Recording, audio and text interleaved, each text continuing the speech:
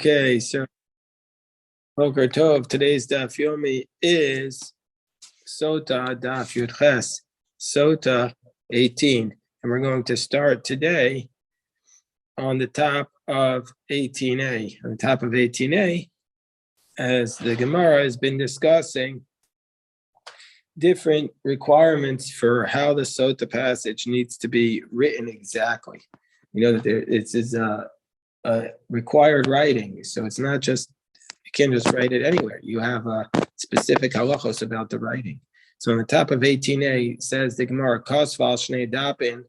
If she writes it on two, if the Sofer writes it on 2 pages, 2 amudim, it's going to be psul, it's disqualified. Safer, because the Torah says that we write it on a scroll. And so therefore, echad amar on 1 column, v'lo shnayim u'shlosh asfarim, and not 2 or 3 columns. Kasav os echas umachak os echas. Let's say when the scribe is writing it, he writes 1 letter and erases 1 letter. Kasav os echas umachas os echas, meaning after he writes the letter, he erases it. Then we're going to say psula, it's disqualified, because it says tilsiv v'asala kohen es kol Torah zos. The Kohen has to do the entire thing. It needs to all be written together, not writing 1 letter and then erasing it. By Rava asked the following question: Kosav shtei megillos, shtei sotos, umachkam l'toch kos echad. Mahu. Let's say he writes the 2 megillos, he writes the 2 scrolls for 2 different women, but then he erases them into 1 cup. What will be the law there? We require the writing to be for her sake specifically. And there was written lashma there. Or maybe we also need it to be erased specifically for her. And since you put that into 2 cups together, it's not being erased specifically for her. And so therefore, maybe it's no good. And if you want to say, well, we also require the erasing to be specifically for her. Let's say you erased it into 2 cups, the chazar v'irvan, and then you combine them together. Mahu, what will be the law there? Do we require the erasing to be done specifically? Well, since in that case you erased it specifically for her cup, therefore it's acceptable because you erased it specifically for her, and only then did you combine it. Or maybe since the cups were commingled, therefore she's not drinking her own cup. And I'm going to say, well, in the end, they're each not drinking their own cups, so it's no good. Let's say they went and they divided them up afterwards. What would be the law there? Meaning to say, after they were commingled, then we divided it up so that each one, even though she's not drinking her own original water, she is drinking her own personal water. Are we going to say, now we have the ability through a process called brera to say that she's now drinking her own water, even though it had been commingled. But Tosfos points out that this is lo dami with brera. This is not similar to the brera in other cases in Shas, because in other cases in Shas, we're saying that our future action is going to determine part you took. But that's not this case. We know here it was mingled, and here we want to know if it's considered like she's still drinking her own personal water. Gemara leaves this question unresolved as teku. By Rabbi Ashi, let's say some of the water spilled and by Rava Hishka Basiv Mahu. So we know that there's a mitzvah, it's a commandment for the Kohen to give her to drink. She has to specifically drink. So what's considered drinking? Let's say she drinks with a straw. What would be the case then? Bishvoferes, with a tube, Mahu. Derech Shtia B'kach, is that considered to be drinking? So, or is it not considered to be drinking? So, we'll leave that question unresolved. So some say maybe it's a question. Can you drink the dalat kosos, the 4 cups of wine on Pesach? You drink it with a straw. Sometimes people need to drink with a straw. Is that a fulfillment to the mitzvah? Let's say some of the water spilled out and some remained. Is that still considered to be like she's drinking the water or not? We're going to leave that question as a takeaway, as an unresolved question. So, okay. Amar Rabbi Zera, Amar Rav, Beis Shvuos Hamuras Besotah. So it says in the Torah twice, it says the Kohen has to make her take an oath. So Lama Achas Kodem Shenimchalcha Megillah, Achas Achar Shenimchalcha. So one is she makes her take an oath prior to the Megillah being erased, the scroll being erased, and one after. Maskefar Rava challenges this. Travel Kodem Shenimchalcha Megillah Ksibim. But both times he says he makes her take an oath, they're written in the Torah prior to the scroll being erased. El Amarava Achas Shvua Sheishima Allah, Achas Shvua She'enima Allah. One is to tell us that he makes her take an oath, and the other is to tell us that the oath has to contain a curse alongside of it. So there's a curse that if she's lying, she's going to basically have her body explode. So that's why we need these two citations. Gemara says, "Well, what's an example of an oath with a curse alongside of it?" Amar Rav Amram, Amar Rav Mashbiani Alayach Shalonit Meis. He says, so says Rava, one is an oath with a curse and one is an oath without a curse. What's an example of an oath with a curse? Amar Rav Amram, Amar Rav Mashbiani Alayach. I make you take this oath, Mashbiani Alayach, Shalonit Meis, that you never committed adultery. She'im nitmeis, because if you committed adultery, yavobech, then this curse will come upon you. So Amar Rava says, well, that's not an oath of a curse. It has to be an oath with a curse part and parcel of it. There, that's Rava says to Rav Amram, that's no good because there you have the oath by itself and you have the curse by itself. They're not really integrated. Amar Rava Mashbi'ani alayach, I make you take an oath, Shem Nitmeis, that if you're Tamei, Yavo Bayach. I make you take an oath that if you commit adultery, you will be cursed. So the Gemara says, so Amar Vashi, Allah Ika, there's the curse, but Shvu Aleika. But that's not exactly an oath. I'm saying that if you're Tamei, you're going to have the adultery. If you committed adultery, you're going to be cursed. What's the oath there? So Elam Ravashi, so Ravashi says, no, the way it is Mashbiani alayach shalonit meis. I make you take an oath that you didn't commit adultery. Ve'im nitmeis, and you should know that if you committed adultery, yavo bayach, this curse will come upon you. So therefore, we're saying that it's part and parcel, and it's still an oath, and that's considered the oath of a curse, and you have to say it exactly like that, because the oath there is applicable both to the woman and also to the curse that will be happening. So the commentary in Minchas Sotah says Rav Amram, the first approach, and Rava and Rav Ashi are not arguing. It's just that Rav Amram says that you could also use this form, and Rava says that this nusach, this grammar, can be interpreted elsewhere. It can be interpreted differently, and so therefore they're not really arguing. They're just talking about what the exact proper way to phrase the oath is. So then it says that the woman, after she hears this oath, she has to say amen, amen. She has to say the word amen twice. Normally speaking, we don't say amen twice. There's a couple of exceptions, but this is one of them. Amahi omeres amen, amen. What's she saying amen, amen twice about? Amen ala Allah, amen ala shvua. She's saying amen for the oath, and amen for the curse, amen for the curse, amen for the oath. Amen meish there, amen meish acher. Amen, I did not sin with this man. Amen, I did not sin with another man. Amen shalu satisi arusa. Amen, that I did not sin as a betrothed woman. Unasua, as a fully married woman.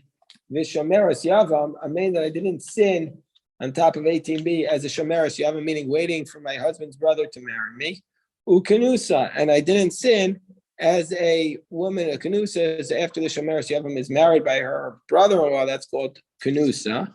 I didn't sin in any of these ways. A main shalot in Macy, a main that I did not commit adultery. In it Macy, and if I did commit adultery, yavobi, then this curse will come upon me. Rameir Omer, a main shalot in Macy, a main that I did not sin, a main shalot etma, a main that I will not commit adultery. What does it mean? How could she say, how could she take an oath now that she will not commit adultery in the future? It means to say, if she will, at that moment, the bitter waters will affect her. They'll come up through her at that moment. Everybody agrees that he can't stipulate with her law, not about any action that took place prior to the betrothal, nor in any action that will take place after she's divorced. So the stipulation that the conditions of the oath can't relate to times before he was married to her, or times that were after he was married to her. Let's say she became secluded with one person when she was divorced, and then she committed, she sinned with him, but she wasn't married to her husband then. She was divorced, but she wasn't married to this other man.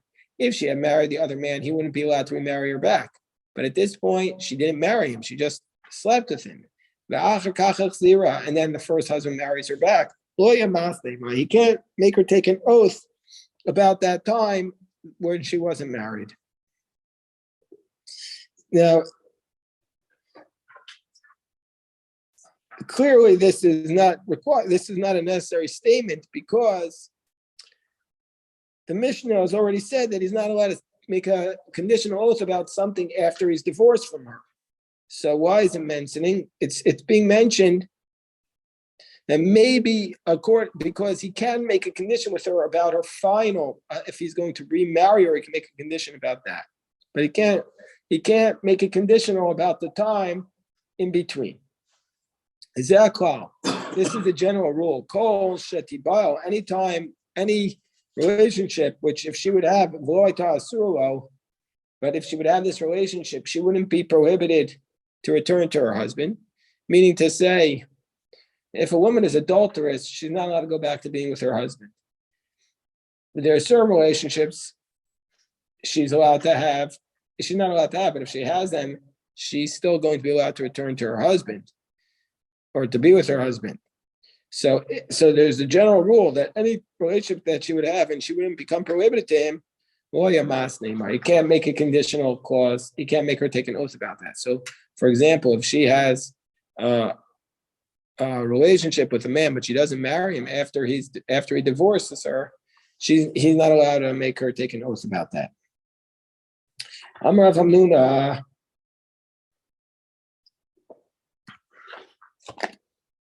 Says Rav Hamnuna, Shomeres Yavam Shezinta. If there is a woman who's a Shomeres Yavam, this takes us back to Yavamos. This is a woman who's waiting for her husband, her deceased husband's brother, to do Yibam with her, to marry her. If she committed adultery, Asurli Yavama, she's not going to be allowed to ever marry her Yavam. Meaning to say, if while she's waiting for her husband's brother to do Yibam with her, before he does that, she's with another man, now she can no longer marry her husband's brother. Mimai, how do we know this? Says Rav Hamnuna.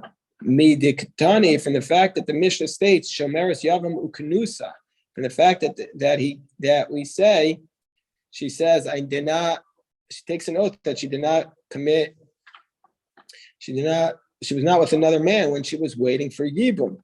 Now, if you want to say she's going to be prohibited to be with her Yavam if she was with another man during that time, well, then we're going to say, Misham Hachi Ma'asne Ba'da. That's why you can make her take this oath. But if we're going to say, well, if she was with another man, then she won't be prohibited to be with her Yavam. How can he make this conditional oath? Didn't we learn Zaklal? There's a general rule in our Mishnah states, Kol She'ilu Tibail, anything, if he would have relations with her, if she would have relations and she wouldn't become prohibited to her husband, she wouldn't be able to, he can't make her take an oath about that. So it must be that if she has relations with another man while she's a Shomeres Yavam, she must be prohibited to return to her husband, to her Yavam. She can't be with the Yavam anymore. Gemara says, whether she married him or not. yeah, because she's waiting to do the Yibam with her husband's brother. So if she was with another man before then, meaning to say after her husband died, while she's waiting to do Yibam, she's with another man, that's prohibited. So therefore, she's not going to be allowed to be with her Yavam. That's a way for a woman to frustrate. I mean, it's a prohibition. It's a prohibition. Right, but if a woman really just does not want to be with the Yavam. It's adultery. That's the point. Right. So anyway, if she wants to leave her own marriage, she could commit adultery. I mean, that's the point. It's not a permitted, but it's adultery. But the Gemara is going to discuss here the nature of the prohibition. So Amri, that's what Rav Hamnuna said, that Shomeres Yavam who commits adultery on the basis of our Mishnah, she's not allowed to do Yibam. So the Gemara explains, no, it's not the case. Amri b'ma'arava le'sochasa k'Rav Hamnuna. In Eretz Yisrael, they said the law is not like Rav Hamnuna, that if a Shomeres Yavam is with another man, she's still allowed to do Yibam. Why? Because he says, that which it states that the Shomeres, she takes an oath, she didn't commit adultery while she was a Shomeres Yavam. That's really our Mishnah. Is some money is Rabbi Akiva. Our Mishnah is like Rabbi Akiva who says, "Ein kiddushin tovsim mechayve lavin." That's according to Rabbi Akiva, who says that who is strict, and he says that it's a regular prohibition. But even though it's a regular prohibition, it's not a kares penalty. But nevertheless, the marriage will not take effect if you marry somebody you're prohibited, and so therefore, it's considered to be like a prohibition. Rabbi Akiva is going to say we're considering it as though it's like a prohibition of kares. And so therefore, Shomeres Yavam is going to be, since she's prohibited to the rest of the world by a regular prohibition, therefore, if she was with another man during that time, she's going to be prohibited to be with her Yavam. Because just like we say, if a woman is adulterous, asar labal, asar laboal, you're prohibited she's prohibited to the person she had adultery with and also to her husband. And so therefore, according to Rabbi Akiva, she's going to be prohibited to be with the Shomeres Yavam. But the Chachamim argue with Rabbi Akiva, and they say that the Kedushin would take effect by the regular prohibition. And so therefore, she's not going to be, this case is not like a regular adulterous woman, and she's not going to be prohibited on her Yavama. So now the Gemara asks a question. By Rabbi Yirmiyah, Ma'u sheyasna adam al nisuin arishonim. Can he make her take an oath? Can the Yavam make her take an oath that she was not adulterous on her first marriage prior to the divorce? Meaning to say he's with her now. He had originally married her, divorced her, and now he remarried her. And now he's saying, I'm making you take an oath that you weren't adulterous now, and also during our first marriage. What about also al nisue achiv? Let's say the Yavam marries her, and now he accuses her of being adulterous, and he says, and also want to make you take an oath that you weren't adulterous while you were married to my brother. What's the law in all these cases? Ma'u tashma zakal kol shetiba vote asuro lo yamas nima. Any case where if she would have had relations, she would not have been prohibited to him. He cannot make her take an oath about it. Ha asira, but if she would have had relations and she would have been prohibited to him, hachinami demaski, he can make her take an oath about it. So therefore, in those cases, shmamina, that he can make her take an oath about her first marriage and also about the time when she was married to her brother. Why would that disqualify her from Yibum? It would disqualify her by Yibum because we learned that if she was adulterous while she was married to her husband, we learned back on Beis Amud Aleph that she would do chalitza and not Yibum under those circumstances. Let's see there, it says,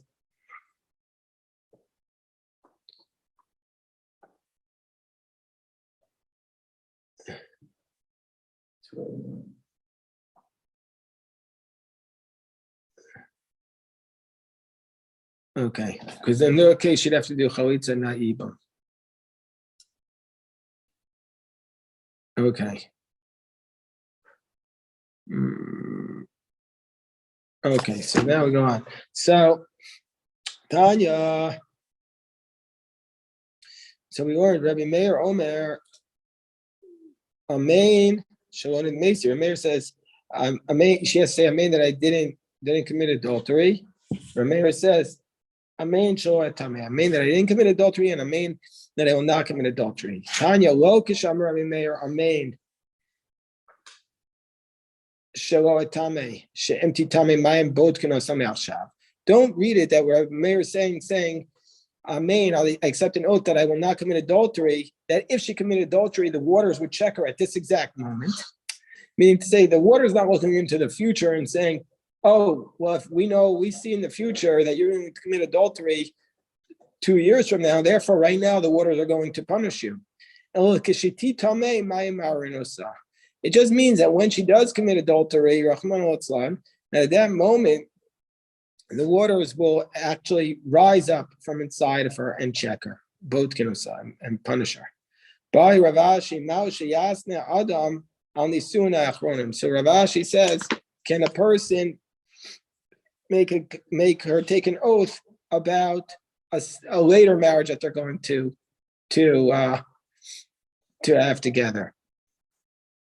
Meaning he's going to divorce her or remarry her. Can he make her take such an oath?